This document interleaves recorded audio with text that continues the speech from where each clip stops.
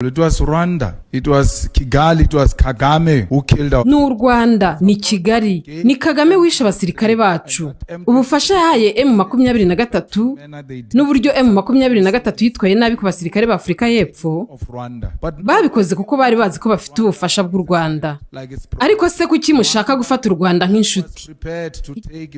U Rwanda rwemeye kwakira impunzi zivuye i Londres ku ngurane y'amafaranga. Nirwo rukorana na bampatse ibihugu kugira ngo bateshe agaciro Repubulika ya Demokarasi ya Kongo. Ntabwo tuvuga ko leta ya Repubulika ya Demokarasi ya Kongo ari nta makemwa, ariko ntiyakabaye iteshwa agaciro nk'uko Kagame na Museveni babikora. Kagame afite amaraso y'Abanyafrika y'Epfo ku biganza bye kandi nta kizabihindura. Ubu batubwiye ko imirambo yatangiye kwangirika, ko nta nzira ifatika yo kujya kuyitoragura.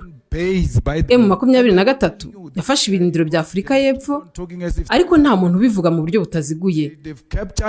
Baracyavuga nk'aho ibintu bimeze neza, nyamara ntibimeze neza. Bafashe ibirindiro hafi y'ikibuga cy'indege cya Goma, aho twari dufite abasirikari. Ubu bari mu maboko ya M23. Niba bashaka kujya ku bwiherero, basaba uruhushya bakajyana n'umusirikare wa M23. Ibi twabibwiwe n'umusirikare ubwe kuri telefone, kandi visi perezida wa EFF nawe ubwe yarahageze. Yatubwiye ko icyatumye twicwa n'isoni kurushaho ari uko M23 itaratwaka imbunda, ariko n'ubundi niyo baba bazifite ntacyo bashobora gukora.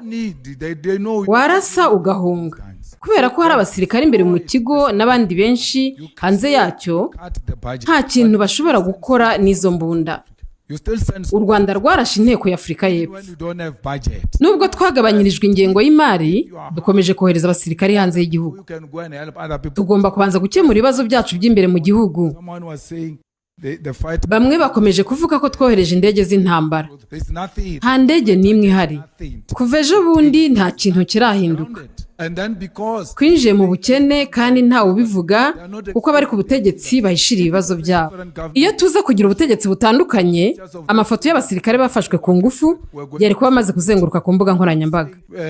Icyo turi kuvuga si uko tugomba kugaba igitero, ahubwo tugomba gukurayo abasirikare bacu, tukisuganya, tukongera kubatoza neza. Niba u Rwanda rwaragize uruhare muri ibi, tugomba kubibaryoza. Ntitwakwemera ko u Rwanda ari rwo rudutegeka. Kagame ntiyakwica abacu wahabwe rugari. Na SADC yemeje ko ingabo z'u Rwanda zagize uruhare muri ibyo bikorwa. Umugaba w'ingabo z'u Rwanda ninde? Ni Kagame. Ntabwo tuvuga ko Repubulika ya Demokarasi ya Kongo ifite ubuyobozi bwiza, ariko ntibagomba kwigabaho ibitero uko bishakiye. Ibibazo by'Iburasirazuba bwa Kongo bigomba gukemurwa kugira ngo habeho amahoro arambye.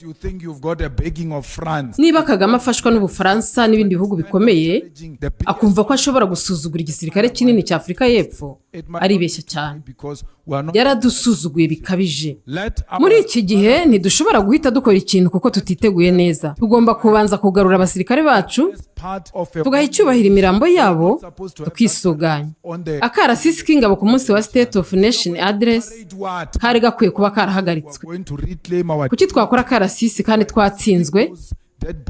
Icyo twakagombye gukora ni uguca bugufi, tukakira imirambo, tukagarura abasirikari, tukabasezera mu cyubahiro, hanyuma tugafata ingamba nshya. Igisirikare cyacu kigomba kwisuganya, kigashimangira umwanya wa Afrika y'Epfo muri politiki y'uyu mugabane. Uko ibintu bimeze uyu munsi ni agasuzuguro.